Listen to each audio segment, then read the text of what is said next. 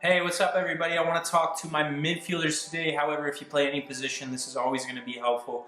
But if you're a midfielder and you're not making the impact on the game that you want, maybe you're not getting on the ball enough, you're not making enough impact as far as key passes, creating assists, getting goals, or you're losing your individual battles. The other midfielder on the other team is getting the better of you. I want you to watch this video and I want you to listen to all the ideas that I'm going to give you, because if you start applying these things, you will have a bigger impact on the game. You'll start to dominate the midfield more often. So number one, I just really want you to be honest with yourself. Do you have enough desire to get on the ball? And yes, you may say that, yeah, of course I want to get on the ball, but do your actions match your intentions, okay? Do your actions match what you're saying? Is what you're doing on the field really encouraging you and doing the things necessary to get you on the ball? So first of all, you have to have the desire to get on the ball. What I mean by that is a lot of players, they're scared to receive the ball in these midfield areas, maybe because they've lost the ball in the past or they're just not confident with their first touch. Okay, as a midfielder, you have to have confidence in these areas. So even if the last couple of times you've been playing, you've been getting these balls and you've been losing them, you still have to want the ball. One thing that I always do whenever I lose the ball, so let's say I picked up the ball, this was a forward, but that's okay. If I picked up the ball and maybe I went for a run and I lost the ball, or I had a bad touch and someone come in and one possession off of me, okay, most players in this situation, what they would do is they would hide for a bit. They wouldn't want the ball. As soon as I lose the ball, right away, I'm looking for the next opportunity. Yes, give me the ball, give me the ball. I'm gonna make up for my mistake and I'm gonna make a better play. I'm gonna make a better decision and prove to myself, but prove to everyone else that I should be on the ball as much as possible, because I'm gonna make good things happen. So if you make a mistake, right away, I want you to go searching for that next opportunity to get the ball. But as far as getting on the ball, okay, you have to, wanting it with your mindset is one thing. Yes, I always want to be on the ball. I'm okay with making mistakes. If I do make mistakes, obviously when you're in the midfield, you're not taking too many touches, you're playing things smart. Yeah, if you have space to dribble through, then you'll take your touches. But in most situations, you're playing the ball quickly, you're trying to get it back, you're moving that ball quickly. We're all playing two-touch, nice and tidy stuff in the midfield, being responsible with the ball, not wasting it, not making careless passes, not dwelling on the ball, taking too much time. Someone told me a really cool thing. It was this guy who did some coaching with me. He told me about it was dwell statistics. So dwelling on the ball, just sitting on the ball, taking too much time on the ball. And the dwell statistic was, I think it was the German league. They looked at their dwell statistic, how much time they took on the ball. And if you've seen the German league come into fruition, or they've become more prominent in the last couple years, the last like 5 years, the dwell statistic was something that they really looked at. They looked at how long each player took on the ball. So maybe it was 5-6 seconds, the average time, or something like that.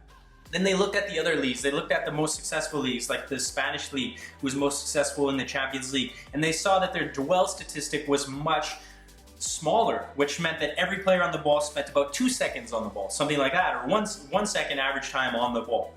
So they worked to reduce their dwell time on the ball. So that means when they're in the midfield, especially, every player was spending less time on the ball. That didn't mean they were getting less touches. In fact, it meant they were getting more touches, but they were spending less time on the ball. They were moving it more quickly. So especially if you're a midfielder, it's so important that you don't dwell on the ball, have the ball at your feet doing nothing with it.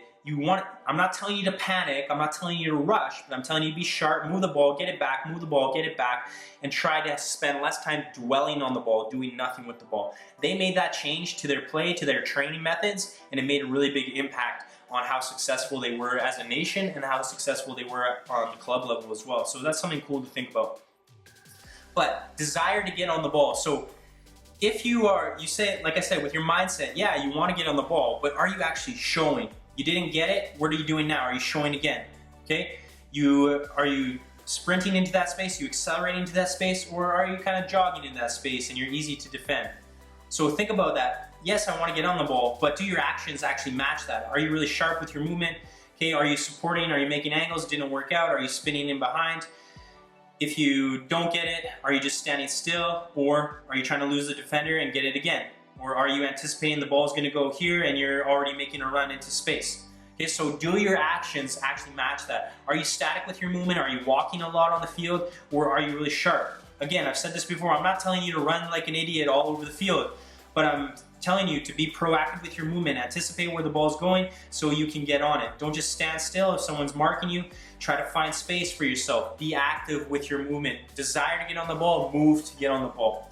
The next thing I want you to think about when you're playing midfield is always playing on the half turn as much as possible. So a lot of players, especially young players, we have the bad habit of that ball comes into us and we receive it and our first touch is facing our own net. Because the ball is coming from that way, you're running this way, so the tendency is to have your first touch going this way. Now you have to have a touch to turn, a touch to get your head up, and now you can try to play your forward pass. But you want to get away from that bad habit. You want to focus on when that ball comes to you, you're trying to receive on the turn. So one touch, you're opened up, and now you can play a forward pass, or you can play a pass into here, or we can just be aware of where the defenders are coming on so we can play that ball and we can get moving a little sharper, dwell on the ball for less time.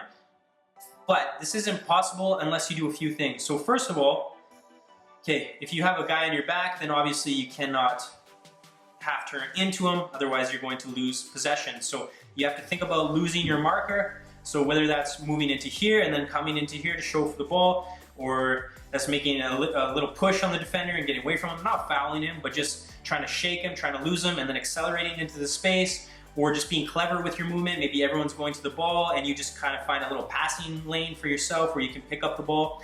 And also, you have to be aware of what's around you. So if you're just watching the ball watching like so many players do, then you're never going to be able to get on that half turn because you don't know what's behind you, or you are going to half turn and because you didn't know what's there, now suddenly you get tackled. So obviously, like I always say, that shoulder check is so important. You watch professional players, they're in the pocket here and they're shoulder checking. Who's there, who's there, who's there, who's there? They already know before that ball's coming to them that they have time to turn, and now they can play that forward pass, okay? So be aware of where the defender is, try to lose your marker, shoulder check so you know. Then whenever possible, you want to get on the half turn so we can play forward as much as possible. Which leads me into my next point, which is you want to get in the habit, especially as a midfielder, of playing key passes rather than sideways or backwards passes. So the tendency is that a lot of players, they always want to play sideways or they always want to play backwards because it's easier. They don't want to lose possession of the ball. Maybe you lost possession of the ball in the past, you tried to play a forward ball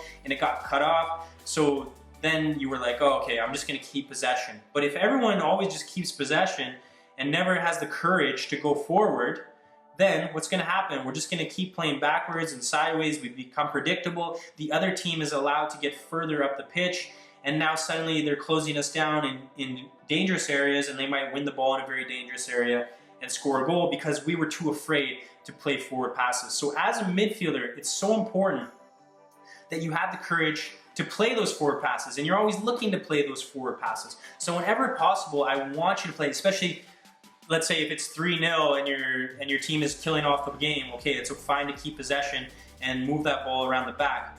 But if it's time to score goals, if it's time to win a game or time to kill a game off, then you want to be thinking about playing forward passes whenever possible. So get your head up. Can you play a forward pass? Again, I'm not telling you to force the play. Okay, if you can see that this is the marking in here, then you're not going to play, you're not going to force that pass in there. You have to make the right decision, but you have to get your head up and you have to be always looking, can I play forward? You want to play key passes. There's a statistic that is tracked, and that is key passes. Key passes means basically forward passes. Did you play a pass into a dangerous area to create a chance? And sometimes it's just a forward pass like this, but it's getting us further up the field. So the next guy can play the forward pass, or you can come and support, and now you're playing a forward pass in a different direction. The other statistic is sideways and backwards passes. So yes, you want to keep possession. I'm a huge advocate of keeping possession, not just bumping the ball forward every time you get it. You don't want to do that. When it's time to keep possession, there's nothing on forward, then yes, it's okay to play forward passes or backwards passes to keep possession. But when you get the ball, get your head up. Can you play a forward pass whenever possible? If you can get in the habit of playing these passes in here, these passes in here, okay, you're going to create more chances for your team. You're going to get more assists, and you're going to help your team score more goals and win more games. So think about playing forward passes, key passes, whenever possible. The final thing I want to talk about is winning your individual battles in the midfield. So I'm going to move to the red team here. I'm going to be a red midfielder here. And I'm going to talk about how to win your individual battles. So obviously, what you do on the ball is going to help you. The more you're on the ball, the more the opposition has to chase. So obviously you want to keep the ball as much as possible. Attack is the best form of defense. Not dwelling on the ball, being sharp with the ball, moving it quickly, forcing these guys to run. You're going to tire them out. You are going to win your individual battles. But you have to be willing to do the defending and want to do the defending and want to get the better of your opponent in the midfield. So let's say we're marked up like this. These are our 3 midfielders in the midfield. Yes, I don't have 11 players on the field, that's fine.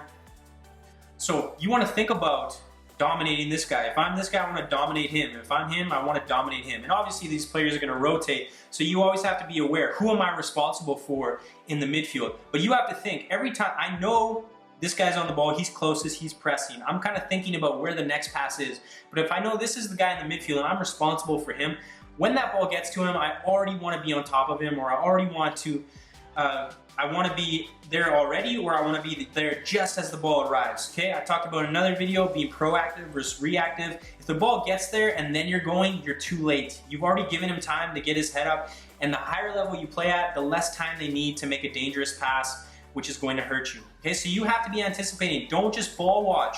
Don't just watch this guy on the ball.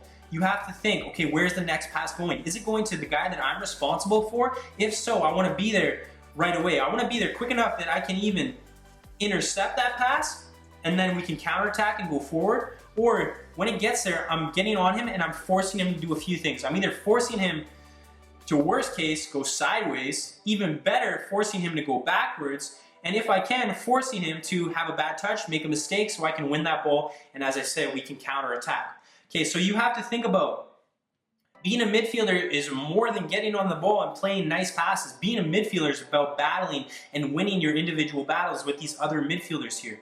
So when that ball comes in, you're on top of him. You're not afraid to do that dirty work. When you're playing, don't just focus on the ball. Think about, who am I responsible for? Where should I be? Goal side, inside of my man. When that ball goes to him, am I on top of him right away, forcing him to make a mistake? And at the end of the day, you should know, okay, did this guy get the better of me? Did he play a lot of key passes? Was that my responsibility and I let my team down? Or did I force that guy to go backwards every time he had the ball? Did I force him to have a lot of mistakes? Did I win the ball off him lots? Did I make lots of tackles? If you can say yes to those things, then you did win the individual battle. So I want you to think about those things. If you're playing midfielder, the desire to get on the ball, playing on the half turn as much as possible. Remember, losing your man, shoulder checking, playing key passes, forward passes, rather than always sideways and backwards passes, and winning your midfield battle. Okay, this is the guy you're responsible for. Did he get on the ball and play those forward passes, or were you there when you needed to be? And did you force him to go backwards, force him to make mistakes? So think about those ideas the next time you practice or the next time you play a game. Please give me a like or a thumbs up if you found this video helpful. Comment below if you have any questions on this topic. Please subscribe and hit that notification button so you never miss a video. And make sure that you go to my website, progressivesoccertraining.com. I got some free stuff that I want to give you on there, so make sure you check that out if you haven't already. Thanks for watching the video. Talk to you real soon.